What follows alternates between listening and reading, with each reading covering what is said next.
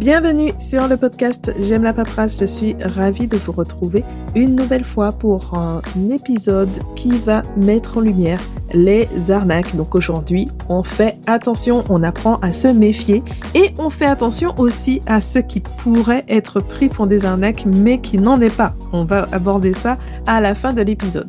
Parce que oui, malheureusement, le monde de l'entrepreneuriat n'échappe pas aux tromperies, à des systèmes bien rodés, des choses assez borderline pour ne pas toujours être considéré comme illégal, mais clairement, on comprend bien l'intention derrière d'arnaquer les gens. Et pour celles et ceux qui tombent dans ces pièges, ce sont des centaines, voire des milliers d'euros de perdus. Donc, ça souligne encore une fois l'importance de bien être informé pour voir ces escroqueries arriver de loin et éviter facilement de se faire avoir. Zoom sur les arnaques les plus courantes au moment de la création de son entreprise et comment les éviter. Bonne écoute!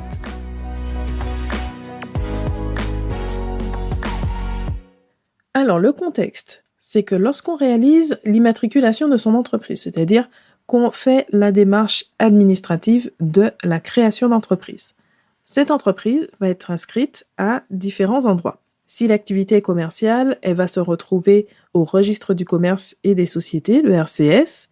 Si l'activité est artisanale, alors avant, il y avait le répertoire des métiers. Il a été supprimé le 1er janvier 2023, mais il y a quand même l'inscription au registre national des entreprises pour toutes les entreprises, quelle que soit leur activité.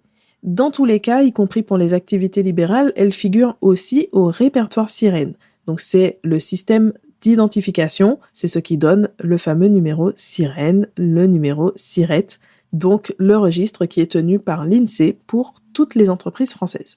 Donc ça, c'est parfaitement normal. Certaines démarches peuvent parfois être payantes, notamment pour les commerçants ou les artisans, mais dans le cas d'une micro-entreprise, la démarche de création elle-même est toujours gratuite, donc avec un cas particulier, c'est celui des agents commerciaux pour qui il y a environ 25 € de frais. J'ai bien dit 25 €. On n'est pas à des centaines d'euros, ça reste une somme minime.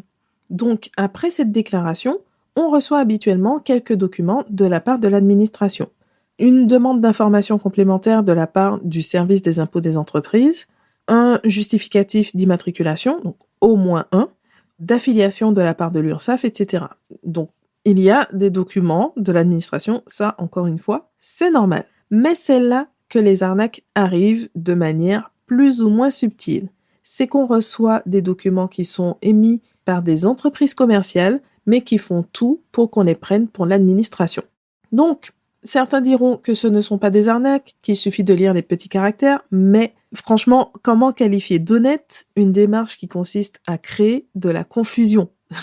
À faire peur, à susciter un sentiment d'urgence, en jouant sur le fait que les gens veuillent respecter leurs obligations légales et ne pas avoir de problème avec l'État. Donc, je n'ai pas peur de dire que ce sont des arnaques.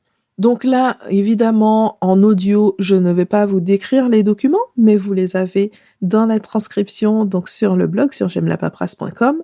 Mais pour vous donner quelques exemples de documents, on a les grands classiques, par exemple, affichage APE, ou registre de la TVA, registre européen des entreprises. En règle générale, les registres cités n'existent même pas, mais ils jouent sur la ressemblance avec de vrais éléments administratifs qui peuvent du coup vous être familiers. Donc si on prend par exemple l'affichage APE, ça fait penser au code APE, la fameuse suite de 4 chiffres plus une lettre qui désigne l'activité principale d'une entreprise.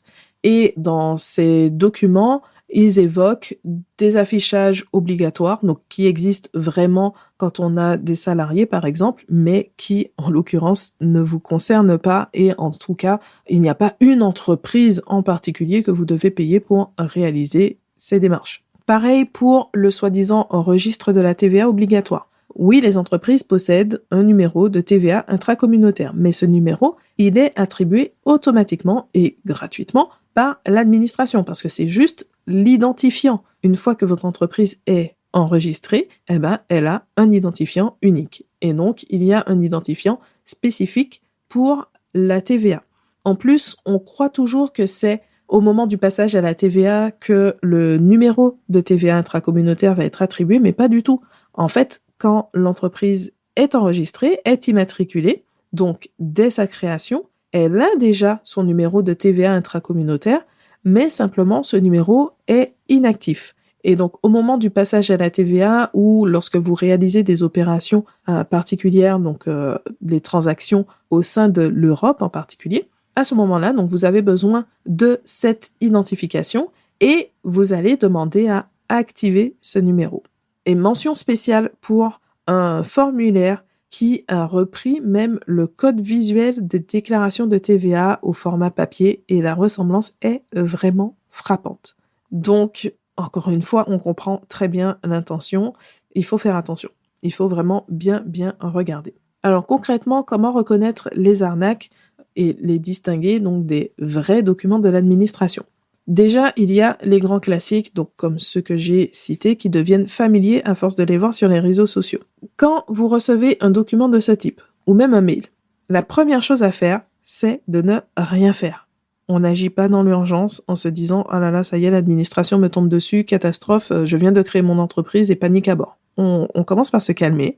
Certaines demandes de l'administration peuvent appeler à une réponse sous 15 jours, mais généralement, on a un délai de 30 jours. Donc, dans tous les cas, il n'y a aucune urgence à agir dans l'heure.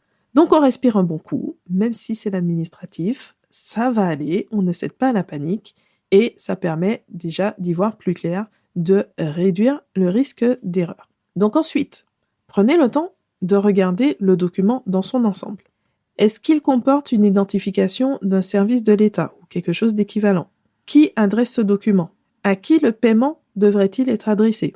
Et là, en règle générale, il y a les mentions légales qui lèvent le doute. En tout petit caractère, en bas de page, on voit facultatif, société anonyme au capital de... Voilà. Et donc, là, vous voyez tout de suite que ça vient d'une entreprise commerciale et que c'est un document qui n'a rien d'obligatoire, rien d'officiel. Vous pouvez le prendre, le mettre directement à la poubelle. En cas de doute, le réflexe à avoir, c'est simplement de contacter directement l'organisme concerné, pas en reprenant les coordonnées mentionnées sur le document, n'est-ce pas? Parce que je n'ai jamais essayé d'appeler, mais certainement qu'ils ont des systèmes bien organisés aussi pour les appels. J'ai quand même déjà reçu des appels pour le CPF de personnes qui se faisaient passer pour le ministère du Travail, ou en tout cas que le ministère du Travail leur aurait confié la mission de passer ces appels, alors que en réalité, c'était des organismes de formation qui agissaient de manière frauduleuse. Donc, vous contactez directement le service, il y a les annuaires publics pour ça, vous faites des recherches sur Internet s'il le faut, et vous voyez, donc si vraiment vous avez un doute, que en regardant le document tout en haut, en en-tête, en pied de page, au verso, vous n'avez aucune information qui vous dit de manière claire, donc qu'il ne s'agit pas de l'État. Alors, une autre chose à savoir quand même, c'est qu'il est possible d'éviter de recevoir ce type de document. Mais attention quand même. Les entreprises derrière ces arnaques vont se baser sur la publication des données des créations d'entreprises. Vous avez peut-être déjà cherché des informations sur une entreprise, par exemple sur société.com ou directement sur la base publique, donc qui est tenue maintenant par l'INPI. Si vous pouvez consulter ces données, forcément, c'est que tout le monde y a accès, avec de bonnes ou de mauvaises intentions. Par contre, la diffusion publique des données concernant votre entreprise n'est pas obligatoire. Dans le formulaire de création d'entreprise, donc la déclaration de début d'activité, vous avez la possibilité de refuser la diffusion des informations du répertoire Sirène, en cochant la petite case dédiée. Il faut juste avoir conscience que là, par contre, ça voudra dire que personne ne pourra consulter ces données. Donc, pas les escrocs, d'accord, mais pas non plus vos clients, vos fournisseurs, vos éventuels partenaires commerciaux qui voudraient simplement au moins vérifier l'existence de votre entreprise ou son adresse. Et même vous, vous ne pourrez pas consulter directement ces données. Et ça peut être un peu problématique parfois, parce qu'une entreprise individuelle, donc une micro-entreprise ou n'importe quelle autre entreprise individuelle, qui a une activité libérale, elle ne possède pas d'extrait K, ce qu'on appelle le CABIS pour les sociétés. Ça, c'est réservé aux activités commerciales dans ce cas. Donc là, en libéral, vous n'avez rien. Et donc, les justificatifs que vous pourrez récupérer pour simplement présenter votre entreprise avec le numéro SIRET, l'adresse, la date de création, etc. Ça va être grâce à ces informations, donc des extraits du répertoire Sirène ou du registre national des entreprises, donc sur le site de l'INPI. Donc c'est une possibilité, mais qu'il ne faut pas choisir à la légère, en sachant quand même que vous pouvez changer d'avis en autorisant ou en refusant la diffusion des données. Il y a un site prévu exprès pour réaliser cette démarche, donc statut-diffusion-sirène.insee.fr, et la modification est active sous 24 à 48 heures, donc en plus, c'est quand même une démarche rapide. Ensuite, autre chose, si la prudence est de mise, il ne faudrait pas non plus, à l'inverse, devenir trop méfiant.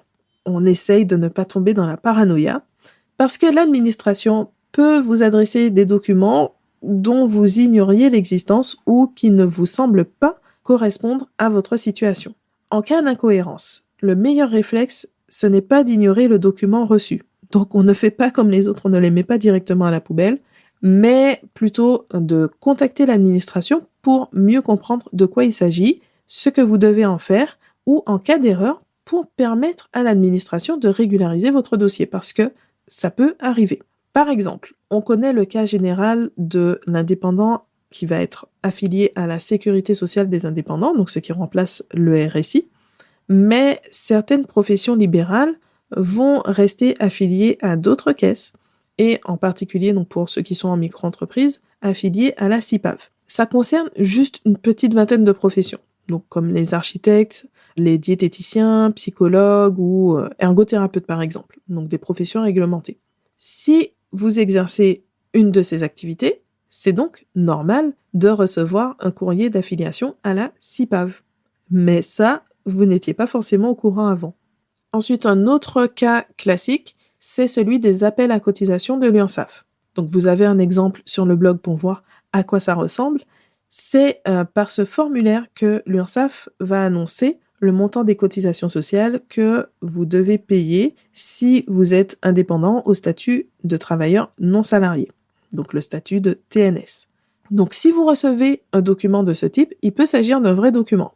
Mais on est bien d'accord, si vous avez opté pour la micro-entreprise, vous n'êtes pas censé recevoir d'appel à cotisation sociale, puisque dans le système des micro-entreprises, les cotisations sociales sont calculées et payées définitivement chaque mois ou chaque trimestre sur la base du chiffre d'affaires déclaré. Donc, il n'y a pas d'appel de cotisation, il n'y a pas de régularisation. Là, c'est le système classique, donc hors micro, où on fait un paiement d'acompte, donc les appels provisionnels, et une régularisation annuelle.